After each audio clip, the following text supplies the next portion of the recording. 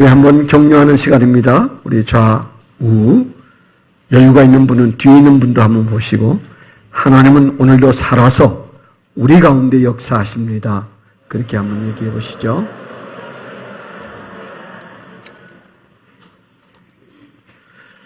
설교 들어가기 전에 먼저 잠시 양해를 좀 한번 구하도록 하겠습니다. 금요일 새벽기도 나오신 분들을 위한 얘기입니다. 목사님이 나이 들어서 설교거리가 없나? 왜 금요일 큐티한 본문을 가지고 또 설교를 하지? 그럴 분이 계실 것 같아서 말씀을 드립니다.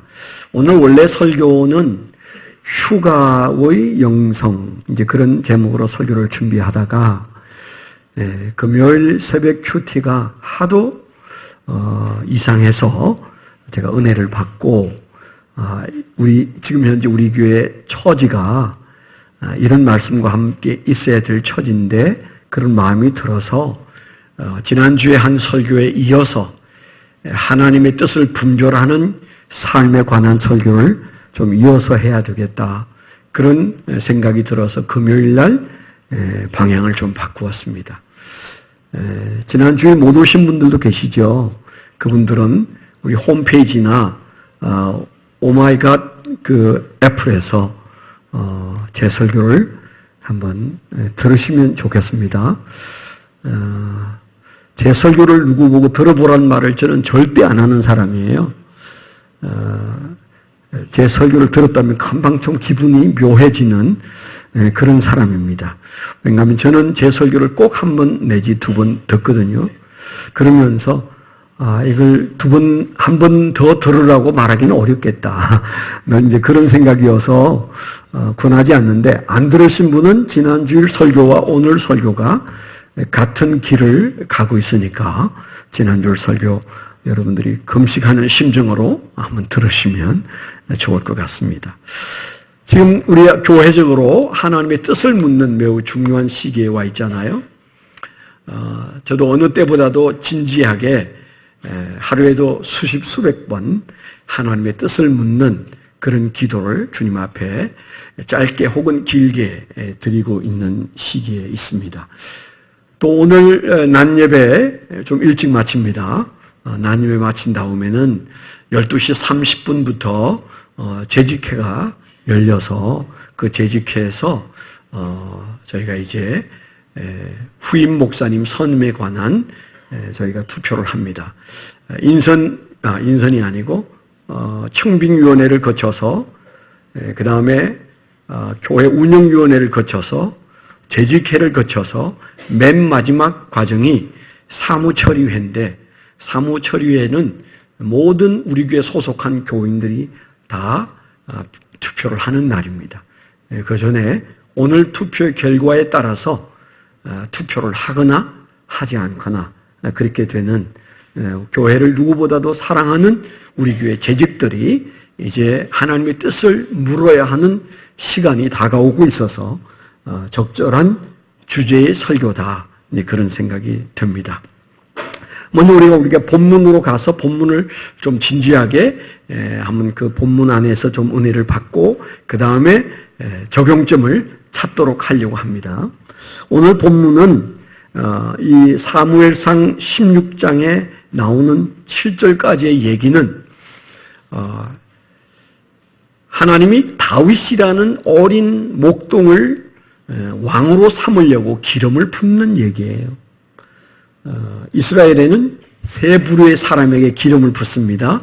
하나는 선지자에게 기름을 붓고, 그 다음에 제사장에게 기름을 붓고, 그 다음에 왕 될 사람에게 기름을 붓습니다. 기름을 붓는다는 건, 향유를 붓는다는 말은, 그 향수를 들여 붓는다는 말은 하나님의 대리자, 그런 뜻이에요. 선지자도 하나님의 대리자, 제사장도 하나님의 대리자, 왕도 하나님의 대리자.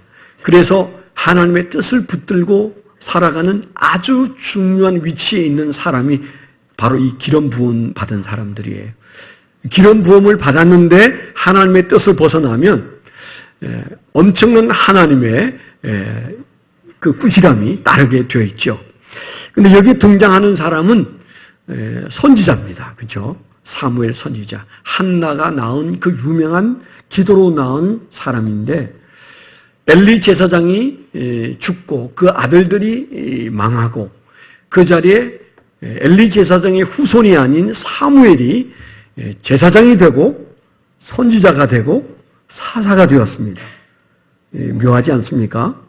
우리가 예수님을 메시아라고 말할 때 그 메시아라는 말은 기름 부음 받은 자, 그런 뜻입니다.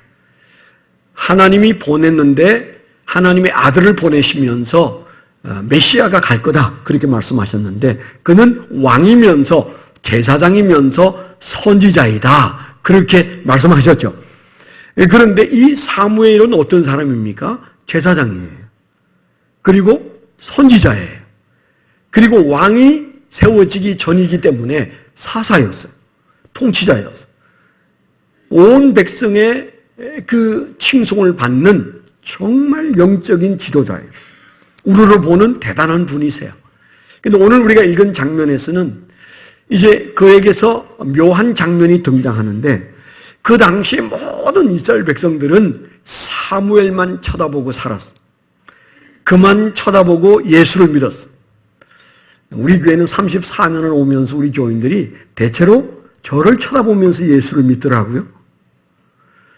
그래서 좀 마음의 부담은 많이 됐습니다. 김종국 목사가 내가 믿는 대로 살겠지, 저분이 하는 얘기는 사심이 없겠지, 그렇게 저를 잘도 믿어주셨어요. 그래서 저는 여러분의 믿음에 반하여 살지 않으려고 조금은 신경 쓰면서 살았습니다. 모르죠, 이제 12월 둘째 주가 지나면 카바레도 갈지 몰라요. 제가 얘기했잖아요, 가보고 싶다고. 그 가보고 싶은데 극장도 혼자 가본 적이 없어요. 왠가하면 혹 그 옆에 누가 앉아있는데, 여자가 앉아있는데 소문날까봐, 어떤 여성하고 목사님이 앉아서 테레비가 아니네. 영화관 가서 앉아있더라. 그런 일이 없겠지만, 그런 소문이 들릴까봐 한 번도 혼자 영화관을 가본 적이 없어요. 이제는 가도 됩니다. 제가 여러분들이 저를 안 쳐다볼 거니까요. 네, 쳐다보지 마세요. 그런데 사무엘 선지자는 바로 그런 분이었어요. 모든 이스라엘 사람들이 하나님의 뜻을 찾으려면 사무엘을 쳐다보면 그가 말하고 그가 행동하고 하면 사람들은 저분이 지금 하나님의 뜻을 행동하고 하나님의 뜻을 보여주고 있구나, 저분이 말하는 대로 하면 하나님 뜻대로 사는 거구나, 그렇게 그들은 하나님의 뜻을 물을 필요 없이 사무엘 선지자를 보면서 살았잖아요. 그거 여러분 아주 편합니다. 예수 믿기 편해요. 하나님의 뜻이 무엇인지 안 묻으면, 묻지 않고도 살 수 있으면 그게 얼마나 편하고 좋은지 몰라요. 그들은 그렇게 살았어. 그런데 오늘 말씀에 보면 여기에 이 지금 사무엘상 16장 앞뒤에는 무슨 얘기가 나옵니까? 하나님의 뜻대로 살지 않은 사울왕 얘기, 하나님의 뜻대로 살지 않은 엘리압의 얘기, 삼마의 얘기, 하나님의 뜻대로 살지 않은 아비나답의 얘기, 이새의 이야기, 그리고 드디어는 하나님의 뜻과 지금 맞아떨어지지 않는 사무엘 선지자의 이 얘기가 등장하고 있어요. 이 장면 앞뒤에서 말하려고 하는 하나님의 말씀의 의도가 뭔지 아세요? 너희 인생이 행복하고 불행한 가장 중심에 뭐가 있는지 아느냐? 왕도, 양치기도, 한 가정의 가장도, 그리고 교회 목사도 가장 행복한 시점은 하나님의 뜻대로 사는 것이다. 아멘. 사울 왕을 보여주면서 그가 하나님의 뜻대로 왕이 되었지만은 하나님의 뜻보다 내 뜻을 앞세우고 하나님의 뜻보다도 백성의 뜻을 더 살려고 애를 쓰는 사이에 그는 하나님이 버려버렸어요. 엘리압도 하나님이 아니야, 그 사람은 내 뜻대로 살지 않아. 그래서 왕 삼으려고 하는 그를 하나님이 거부하셨어요. 드디어 사무엘 선지자, 그도 어떤 취급을 받습니까? 너는 왜 내 뜻을 모르냐? 너는 왜 사람의 용모만 보고 있냐? 왜 사람의 키만 가지고 보고 있냐? 키 크고 잘생겼으면 하나님의 뜻이냐? 너는 외모로 보지만 나는 사람을 볼 때 중심을 본다. 누구 보고 한 말이에요? 사무엘 선지자 보고 한 말이에요. 이스라엘 사람들이 추앙하는 영적인 아주 대단한 위치에 있는 아버지와 같은 그를 보고 사무엘아, 너는 왜 내 뜻을 잘 모르고 사람을 보는 것도 외모로 보냐? 이 사람아, 나는 중심을 보고 있는데 너는 외모로 보고 있구나. 판단이 잘못됐어. 그런 얘기를 지금 하고 계시는 거잖아요. 그것도 한 번만 아닙니다. 엘리압이 딱 나타났을 때 그가 이 사람이구나. 보세요. 오늘 설교를 길게 못하니까 한번 보십시오. 16장 6절에 보면 그들이 오매 사무엘이 엘리압을 보고, 큰 아들이에요. 8명의 아들이 있는데 이새의 아들 8명 중에 첫 아들이 나왔어요. 엘리압을 보고 마음에 이르기를 여호와의 기름 부으실 자가 과연 주님 앞에 있도다 하였더니, 믿음의 거장인 사무엘도 엘리압을 보고 과연 이 사람이구나. 하나님이 사울을 폐위하고 세우려고 하는 당차의 왕은 엘리압이 맞구나. 왜? 용모가 아주 출중하고 키가 크니까. 아마 그때도 키 큰 사람이 좋았나 봐요. 어느 나라는 어느 시대나 키 작은 사람이 조금 좀 컴플렉스가 많아요. 그렇죠? 네, 괜찮아요. 네, 키 작아도 별 문제 없다는 사실을 조금 있다가 보게 될 겁니다. 그래서 그때부터 시작해가지고 내리 7명이 지나가는데 이 사람이겠지? 아니야. 이 사람이겠지? 하나님은 아니야. 그래서 7명이 지나갔어요. 여러분, 백성들이 보는 앞에서 차례로 하나님과 사무엘 사이에 하나님 부을까요? 안 돼, 이 사람아. 부을까요? 아니야. 7번 했으면 망신당하는 겁니다. 제가 7번 연속 하나님의 뜻을 잘못 분별하면 여러분 여기 앉아 있으시겠습니까? 네? 무수히 하나님 뜻과 다르게 살았지만 제가 위장술이 대단해가지고 표를 잘 안 냈을 뿐이에요. 네, 그래서 여러분들이 부서 있을지 모릅니다. 그런데 위로되지 않습니까? 여러분 위로가 안 되는구나. 저는 위로가 되더라고요. 금요일 아침에 이 말씀을 보고 너무 위로가 됐어요. 그래, 사무엘 선지자, 이스라엘 온 백성들이 추앙하는 영적인 사람, 그도 하나님의 뜻과 자기 뜻 사이에 하나님이 이렇게 야단을 치는구나. 너는 외모로 보는 사람이야. 나는 중심을 봐. 그러면서 하나님의 뜻과 일치하지 않는 그의 판단에 대하여 말씀하고 계시는 장면을 보면서, 그래, 참 사람은 하나님의 뜻을 알기가 어려워. 여기 선지자도 어렵고 여기에 있는 나도 어렵고 우리 교인들도 쉽지가 않아. 그런 마음이 들면서 위로가 됐습니다. 그런데 하나님이 이 세상을 꾸려가는 방법을 보십시오. 한 나라를 꾸려가는 방법을 보십시오. 사울을 하나님께서 왕에서 끌어내리겠다고 말씀하셨어요. 그 사울 왕이 40의 왕이 되었습니다. 나이 40의 왕이 되어서 이제 정말 그 권좌에서 그런 점점 왕의 권한의 재미를 느껴가며 살고 있을 어느 날 블레셋이 쳐들어왔어요. 그랬을 때 이제 여러 방법을 찾는 중에 아들 요나단을 전쟁터에 내보내고, 그리고 백성들에게 징집을 해서 오라고 했어요. 한 3,000명 이상이 모였습니다. 그때 당시 그들은 전쟁터에 이제 용병이라고 그래야 되나요? 의병이 되어서 나가려고 하면 이제 예배를 드려야 되는데, 그 제사를 드리는 제사장은 당연히 사무엘 선지자입니다. 그분이 오기로 돼 있는 날 백성을 다 불러 모으고, 왕이지만 그 일만큼은 자기가 할 수 없으니까 기다렸습니다. 아무리 기다려도 제사를 집전할 사무엘 선지자가 오지 않습니다. 얼마나 화가 났겠어요. 그러더니 뭔가 두려움이 가득해진 백성들이 하나둘 의병으로 왔다가 빠져나가기 시작합니다. 뭔가 시작이 심상치 않아. 나 여기 있다가 전쟁 나가면 죽을 것 같아. 그래서 백성들이 흩어지기 시작하니까 그 백성의 마음을 얻고 싶은 마음 때문에 하나님의 뜻이고 뭐고 일단 이 불을 끄고 보자. 그래서 그 백성들을 위해서 내가 제사를 집전하겠다. 내가 왕이니까. 그래서 왕이 제사를 집전해가지고 제사를 막 마치고 나니까 사무엘 선지자가 왔어. 그 광경을 지켜본 사무엘 선지자가 기가 막혔습니다. 왕이시여, 왜 이런 짓을 했습니까? 당신이 이렇게 하면 하나님이 당신을 버릴 텐데 왜 이런 짓을 했습니까? 그렇게 말하면서 그가 안타까워했는데 사실 하나님이 뭐라고 하셨어요? 나 사울 왕 버렸어. 왠가 하면 그는 내가 준 권한을 가지고 하나님의 뜻을 찾아야 되는 왕이 백성의 마음을 얻으려고 내 뜻을 내려놓았기 때문에 나는 그를 내려놓았다. 그런 말씀을 몇 번에 걸쳐서 하셨어요. 오늘 말씀에도 나오잖아요. 16장 1절에 여호와께서 사무엘에게 이르시되 내가 이미 사울을 버려 이스라엘 왕이 되지 못하게 하였거늘 내가 그를 위하여 언제까지 슬퍼하겠느냐. 이 상황이 벌어지고 있는 내용을 우리에게 보여주는 겁니다. 하나님이 그를 버렸어요. 근데 오늘 우리가 읽은 말씀에 두 번이나 버린다는 말씀이 나와요.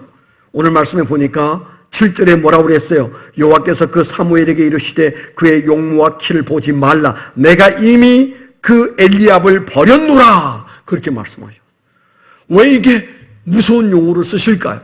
왜 이 두려운 용어를 쓰실까요? 여러분, 우리가 기억해야 합니다.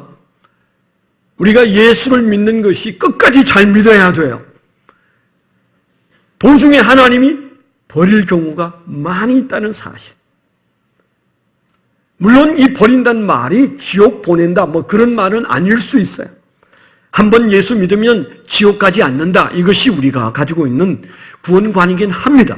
그러나 그것 가지고 여러분들이 널널하게 사실래요? 아니에요.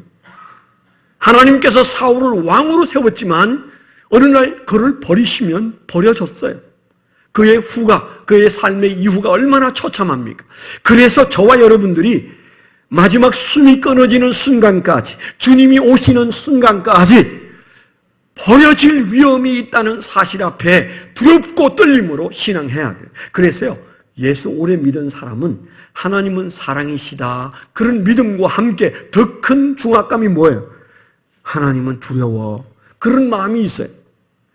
여러분, 아직 한 번도 하나님이 두려워 본 적이 없어요? 아직 신앙의 초보입니다. 초자예요, 초자. 신앙이 깊은 사람들은 100명이면 100명 다 어떤 마음을 가집니까? 내가 이러다가 하나님 앞에 두들겨 맞을 텐데, 내가 이렇게 살다가 하나님 앞에 매 맞을 텐데, 하나님의 징계가 무서운데, 이런 마음이 다 누구에게나 있습니다. 그래서 우리 마음속에 하나님 배반하지 않으려고 죄를 안 지으려고 하는 마음과 함께 하나님의 징계가 무서워서 죄를 짓지 못하는 것도 있어야 정상입니다. 그게 우수한 태도는 아닙니다. 항상 경찰이 무서워 죄를 안 짓는다면 그건 양심과는 아닌 것처럼 우리가 하나님의 징계가 두려워서 죄를 못 짓는 것이 그렇게 우수한 신앙은 아니지만 그러나 분명히 그 마음이 우리 안에 작동하고 있어야 해요. 그만큼 그분은 두려운 분이세요. 아멘? 두려운 분이세요. 뭐라고 그랬어요? 사울 버렸노라. 엘리압 버렸노라. 성경에 하나님의 버린 사람이 얼마나 많아요. 하나님의 뜻에 합당하지 않으면 하나님은 버리셔요. 그런가 하면 하나님의 이런 말씀도 있습니다. 16장 1절 하반절에 가면 언제까지 슬퍼하겠느냐? 너는 뿔에 기름을 채워가지고 가라. 내가 너를 베들레헴 사람 이새에게로 보내리니 베들레헴 사람 이새에게 보내리니 이는 내가 그의 아들 중에서 한 왕을 보았느니라 하시는지라. 참 묘한 말씀이잖아요. 저는 옛날부터 이 말씀을 좋아해요. 하나님이 뭐라고 말씀하지? 같은 1절에서 나는 사울 왕을 버렸다. 그리고 하시는 말씀이 이새의 아들 중에서 내가 한 왕을 보았노라. 그렇게 말씀하세요. 하나님의 눈은 넓고 깊어서 저 왕좌에 앉아있는 임금을 보는 동시에 저 구석쟁이 골짜기에서 양과 씨름하는 어린 목동 아이도 보고 계신다는 말씀을 믿게 되기를 축원합니다. 하나님은 권자에 앉아있는 사람도 보지만 38년 동안 병상에 누워있는 사람도 이 시간에 보고 계시는 줄 믿습니다. 같은 절에 버린 사건과 함께 나는 새로운 왕을 보고 있다. 그렇게 말씀하세요. 그 누구예요? 다윗이에요. 다윗은 어떤 사람이에요? 이세 8명의 아들 중에 막내인데, 이세라는 사람은 사무엘 선지자가 베들레헴에 와서 예배를 드린다고 하니까, 그리고 아들들을 다 데리고 오라고 했을 때 그가 아들 몇을 데리고 갔습니까? 왜 7명 데려갔습니까? 아이, 저 찌질한 건 안 데려와도 돼. 말을 하자면 그런 뜻 아닐까요? 분명히 8명의 자식이면 8명을 데려가야지. 그것도 큰아들을 맡겨놓으면 몰라도. 아니, 종들이 없었겠습니까? 얼마나 양을 많이 치는데? 그런데 그 아들은, 너는 양 치고 있어. 종들하고 같이 있어. 너 올 거 없어. 그 아버지의 마음속에 아들이 경상도 말로 말하면 비죽어요, 비죽어. 지금 뭐 저런 게 태어나가지고, 임마, 너 가서 양이나 쳐. 그래서 그 아이의 자존감이 얼마나 낮았을까요? 근데 하나님이 그 앞에 있는 7명을 다 버렸어. 다 버렸어. 왜 그랬습니까? 잘생겼지만 그들에게서 없고 다윗에게 있는 게 뭐예요? 다윗에 대해서 하나님 뭐라고 말씀하셨어요? 내 마음에 합한 자라고 그랬어요. 하나님 마음에 들었어요. 하나님은 어떤 사람을 마음에 들어 하십니까?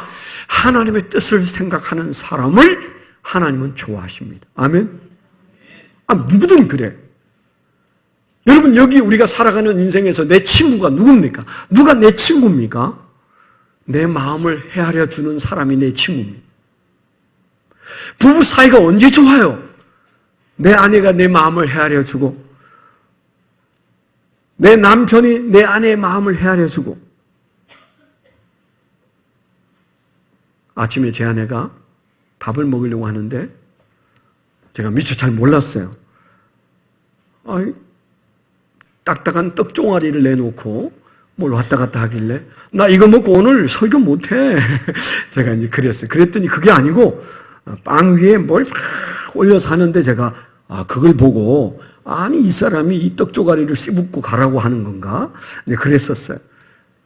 여러분, 부부 사이에 좋은 부부는 다른 거 필요 없어요. 마음을 알아주면, 아유, 나를 위해서 애쓰는데 고맙구나. 그러면 서로 잘 살게 돼 있어요. 친구, 자식, 우리 모든 인간관계가 내 마음을 조금이라도 알아주는 사람, 내 마음을 많이 알아주는 사람, 그 사람에 대해서 우리는 반드시 보상하게 돼 있어요. 내가 가깝다고 여겼는데 내 마음을 못 알아주는 사람에게는 우리는 다 이 소갈딱지가 안 좋아서 반드시 보상하는 게 아니고 보복하게 돼 있어요. 아주 기기묘묘하게 보복하게 돼 있어요. 그런데 하나님이 똑같습니다. 같은 1절에 하나님이 사울을 버리고 다윗을 선택하는 이유가 뭡니까?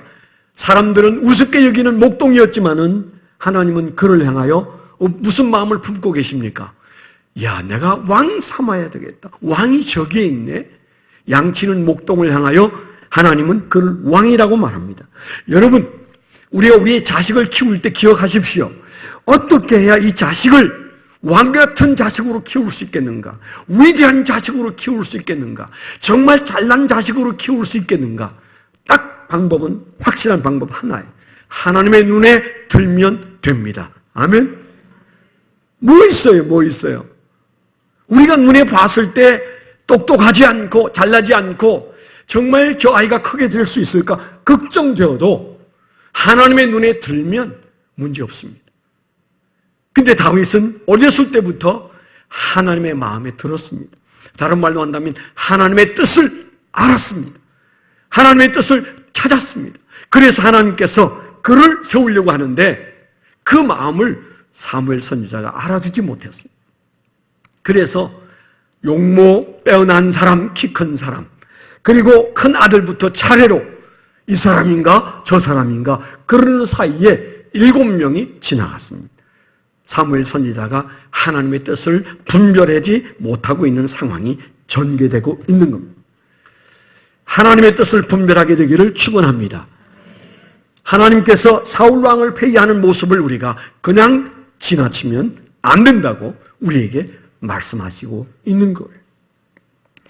그러면 우리가 오늘 말씀에서 저와 여러분들이 이 짧은 시간에 우리 오늘 이제 재직 회의가 열려야 되는 이 상황 앞에서 이 말씀을 잠깐 우리가 한번 정리하고 적용을 해보려고 하는데, 오늘 말씀에서 우리에게 주는 우리 신앙과 우리 교회 주시는 말씀이 뭔가? 첫째, 하나님이 우리에게 주시는 첫 번째 메시지는 외모로 판단하지 말라.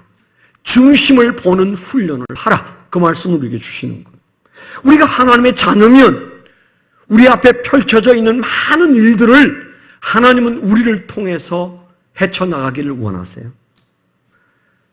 하나님이 나서서 다 하시는 거 아니에요.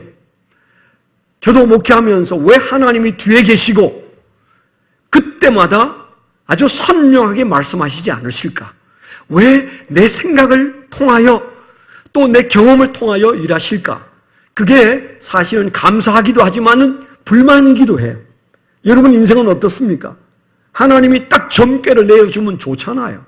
그런데 여러분들이 고민하게 만드는 이유, 하나님의 자녀이기 때문입니다. 하나님의 자녀인 우리가 하나님의 방법으로 살아가기를 원하십니다. 무슨 일을 하든지 어떤 문제 앞에서든지 우리는 외모로 판단하지 말고 하나님처럼 중심을 보는 훈련을 해야 합니다. 그리고 하나님의 중심이 무엇인지를 찾으면서 적용해 가야 합니다. 그래서 우리의 모든 판단들이 뒤를 돌아볼 때 오늘 7월 둘째 주 예배를 드린 이 순간 이후로는 우리의 판단이 많이 달라져서 우리의 판단에서 오류가 사라지고 하나님의 말씀하신 중심을 보는 판단으로 하나님과 함께 걷게 되기를 축원합니다. 두 번째는 하나님의 뜻을 우리는 계속 물어야 우리는 오류를 범하지 않습니다. 아까 말씀을 드린 것처럼 중심을 보는 훈련을 하면서 우리는 수시로 하나님의 뜻을 물어야 합니다. 사울이 처음에는 하나님의 뜻을 제법 물었어요. 그런데 그가 얼마의 시간이 지나면서 왕좌에 앉아서 그 왕의 권한에 맞설 들이고부터 그는 자기 뜻대로 하려고 하고, 그리고 백성들의 마음이 하나님의 뜻보다도 더 중요하게 여겨졌습니다. 아까 말씀을 드린 그 사건 이후에도 그런 몇 개의 사건이 일어나는데 똑같은 이유에서 그가 실수하는 모습을 우리에게 보여주고 있습니다. 우리가 그렇게 될 수 있습니다. 하나님이 힘이 없어서 우리의 문제를 해결해 주시지 않을까요? 하나님이 능력이 없고 돈이 없고 권세가 없어서 우리를 어려운 가운데 내버려 두실까요? 아닙니다. 하나님의 아들 된, 그리고 하나님의 딸 된 우리가 하나님의 판단을 묻고 따르는 데서 벗어나지 않기를 원하셔서 훈련될 때까지 기다리시는 겁니다. 그래서 우리는 지금 우리 하나님 앞에서 하나님의 뜻을 묻는 훈련을 많이 해야 돼요. 물론 우리가 점괘가 탁 나오듯이 하나님의 뜻을 모르는 것이 대부분입니다. 지난주에도 말씀을 드린 대로 그 결과가 중요한 것 이상으로 그 과정이 중요하다는 말씀을 드렸죠. 우리가 하나님의 뜻을 알고 싶다. 하나님의 뜻을 찾아가고 싶다. 하나님의 뜻이 무엇이면 그것을 알면 나는 그 뜻대로 살아야 되는데, 하나님의 뜻을 알고 싶습니다. 하나님의 뜻대로 살고 싶습니다. 하나님의 뜻을 보여주시옵소서. 우리가 그렇게 하나님의 뜻을 갈구하고 목말라 하는 것, 그게 신앙이라고 말씀을 드렸죠. 하나님은 그런 우리의 마음을 얼마나 기뻐하시는지 몰라요. 하나님께서 우리에게 자유의지를 주셨음에도 불구하고, 우리가 하나님의 노예가 아님에도 불구하고, 우리가 하나님의 뜻을 묻고 하나님과 뜻과 함께 가고자 하고 하나님의 마음속에 있는 그 중심 속에 있는 뜻을 내 뜻으로 삼고자 하는 이 마음을 하나님께서 얼마나 기뻐하시는데요. 그런 마음을 가진 사람을 향하여 하나님은 내 친구라고 말씀하셨어요. 아브라함을 내 친구라고 말씀하시고 모세를 내 친구라고 말씀하시고 예수님이 최후의 만찬 후에 우리를 향하여 뭐라고 그랬어요? 내가 너를 위해서 죽는다. 왠가하면 너가 내 친구이기 때문이다.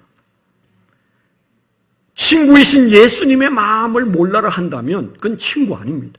여러분 친구가 왜 여러분 곁에 지금 떨어져 나가고 없어요? 이사 가고 직장이 바뀌고 환경이 바뀌었어요? 맞습니다. 환경이 바뀔 때 잊어도 되는 친구가 어떤 친구입니까? 내 뜻을 헤아려 주지 않는 친구, 내 마음을 알아주지 않는 친구. 그런 친구는 가까이 할 수가 없어요. 그러나 여러분, 미국에도 친구가 있고 거제도에도 친구가 있고 그렇지 않으세요? 저는 오늘 아침에 제 친구와 통화하기도 했어요. 미국에 있는 친구와 통화했어요. 왜 그렇습니까? 우리 마음속에 저가 내 마음을 알아준다, 내 마음과 같은 마음을 가지고 있다. 그러면 예수님 말씀처럼 친구를 위하여 죽을 수도 있는 거죠. 우리가 하나님의 마음을 알아주면 하나님은 내가 하나님을 모를 때도 그 아들을 죽게 했어요. 하물며 우리가 하나님의 마음을 찾아가면 하나님이 얼마나 기뻐하시고 무엇이든 주시지 않겠습니까? 이 믿음을 갖게 되기를 축원합니다. 세 번째는 이 말씀에서 우리가 기억할 것은 겸손입니다. 겸손입니다.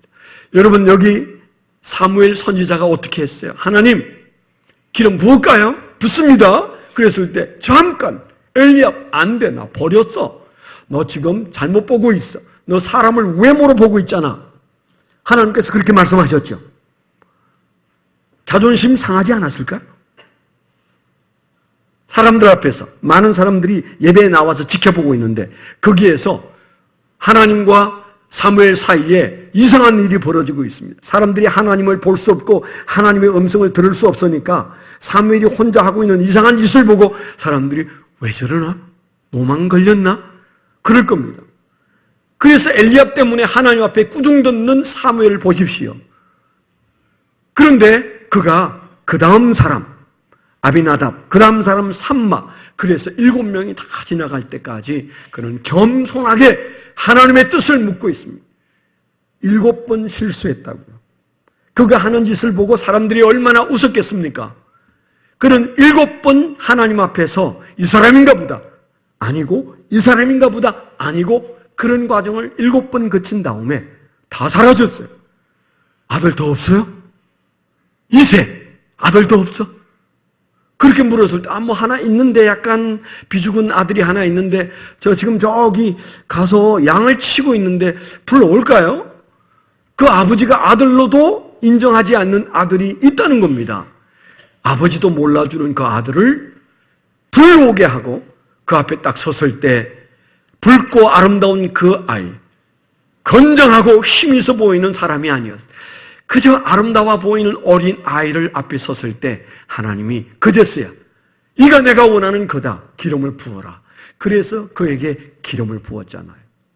뭘 보십니까?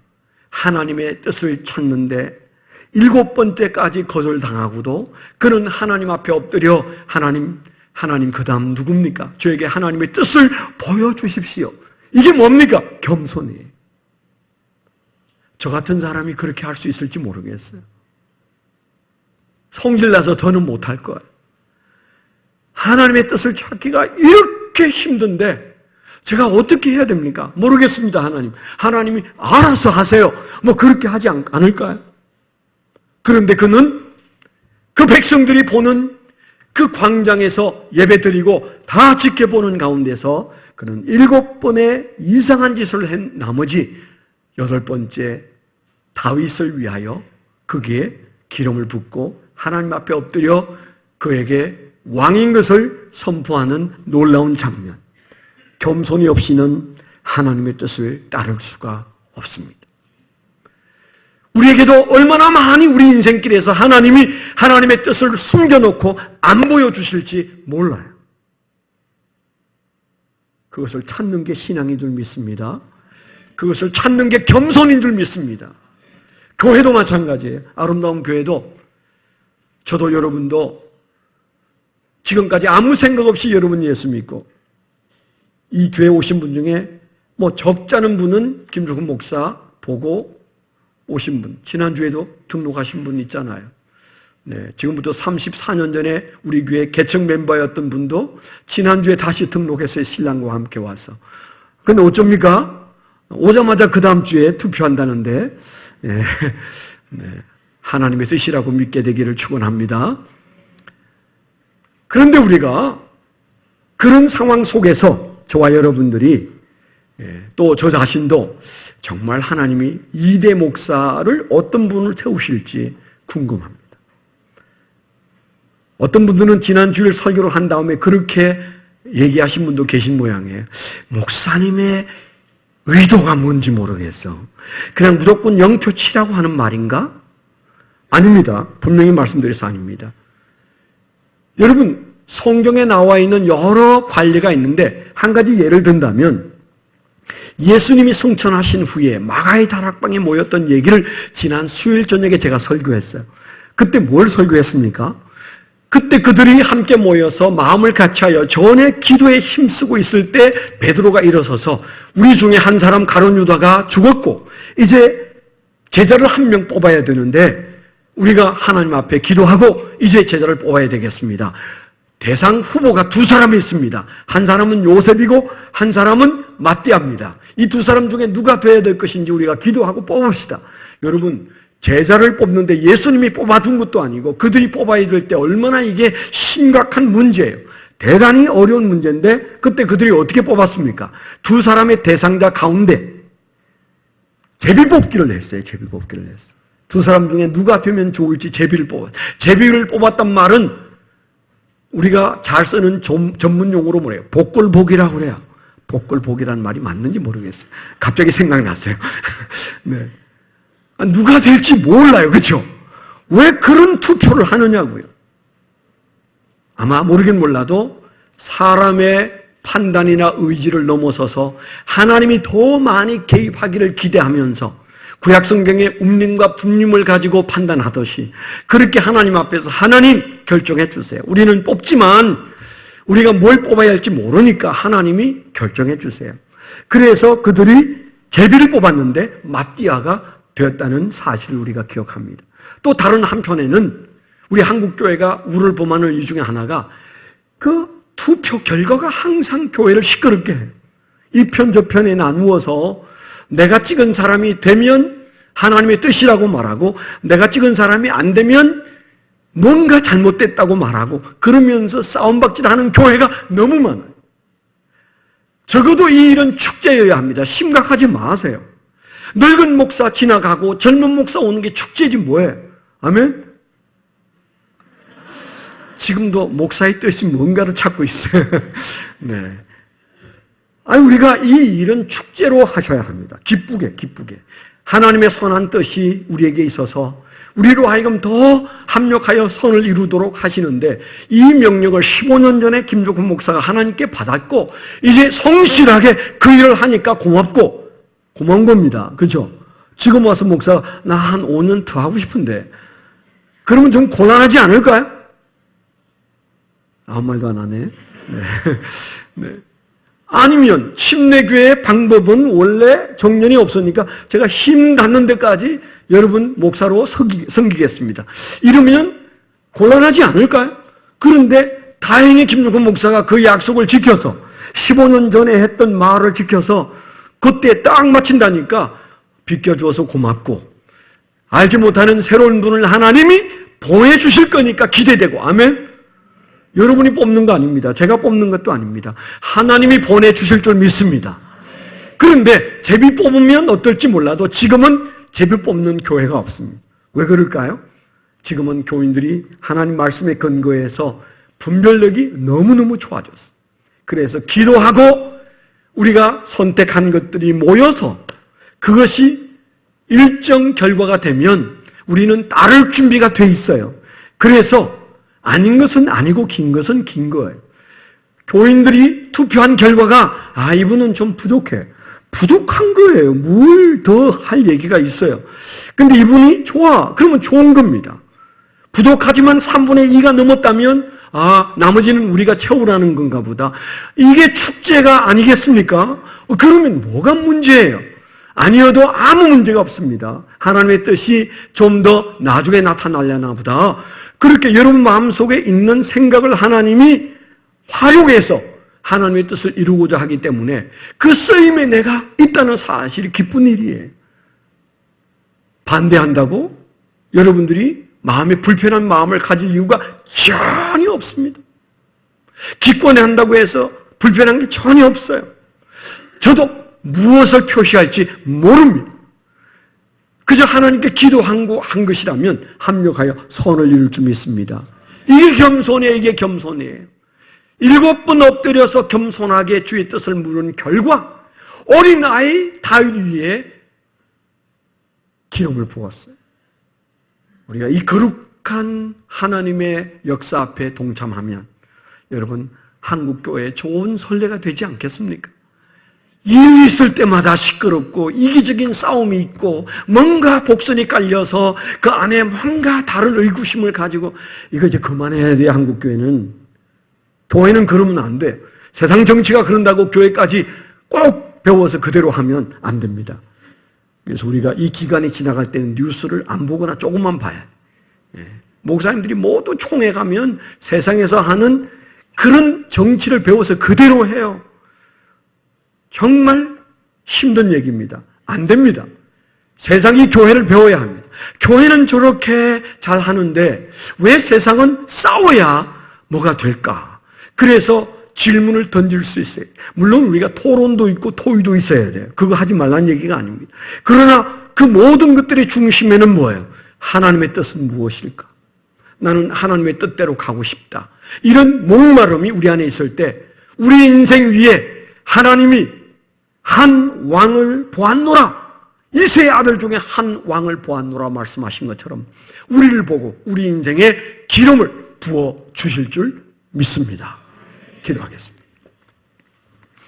은혜로우신 아버지 하나님, 오늘 하나님의 뜻과 자신의 안목 사이에 갈등하는 사무엘 선지자를 보여주시고 하나님이 그 나라의 왕을 뽑는 한 일이 사울 왕은 버리고 목동 소년 다윗을 왕으로 보시는 하나님의 안목 앞에 우리는 아무 말도 할 말이 없습니다. 하나님, 우리가 하나님의 뜻을 잘 찾아가고 주여 우리가 하나님 앞에 그 어린 양을 치는 목동 다윗처럼 하나님의 선택 앞에 우리가 서 있게 하여 주시옵소서. 예수 그리스도의 이름으로 감사하며 기도드렸습니다. 아멘.